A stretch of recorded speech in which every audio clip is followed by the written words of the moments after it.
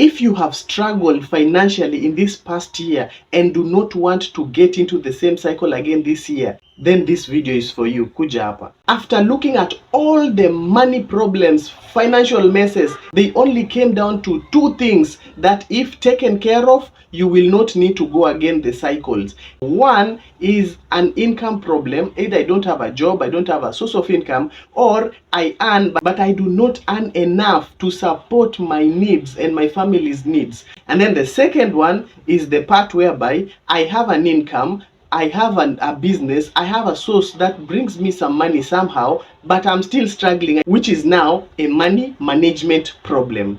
So here are 5 ways that you're going to take care of these two problems so that they will be in the past. Commitment number 1, whether you have a source of income or do not have one, you need to commit yourself to learn one money making skill. This could be anything from a cooking skill, a video editing skill, a graphic design skill, whatever it is. Even if it is cooking chapos or making mutura, you need to learn something. The second commitment that you need to make in this coming year is to start a business.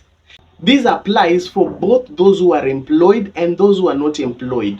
An extra income will go a long way to get you to a place whereby you will find stability. You will never be able to achieve most of your goals if you're going to depend on one source of income. The third commitment is to start saving. And this one, for everybody watching this, you need to open a money market fund account today. I'm even teaching it right now, right here, somewhere here.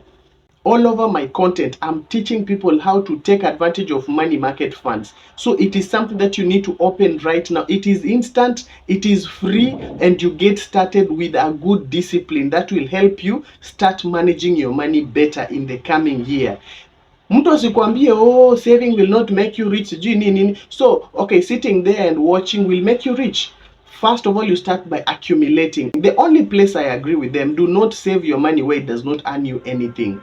That is why we come down to money market funds. And for everything that you need to learn about it, I've already provided it right here. So you get started today. The fourth commitment that you need to make this year is to cut down on your borrowing. And if you can get out of borrowing completely, do that. And while at the same point, if you owe people money, make a commitment to start paying. Your blessings could be tied with someone that you owe money to. Hata kama ni kidogo kidogo, cut borrowing or reduce it as you go, but then also start paying. Hata kama ni kidogo kidogo, start paying. Pay that application, pay that bank loan that you have, pay that hustler fund. Wewe.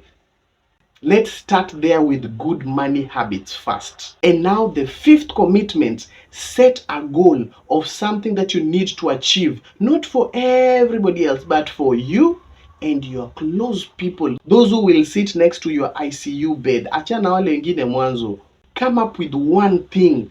I will go with them to Masai Mara. I will take someone to Mombasa. I'll buy myself a plot. I want to appreciate myself with this, because most of the time we work so hard to please other people. We work so hard. We spend so much money taking care of friends, family, everybody, left, right, center, and we forget ourselves. So as you're making that money, as you're grinding in the new year, as you're learning to save, make a commitment to achieve something for yourself. Commit yourself to that one thing that will turn your life around.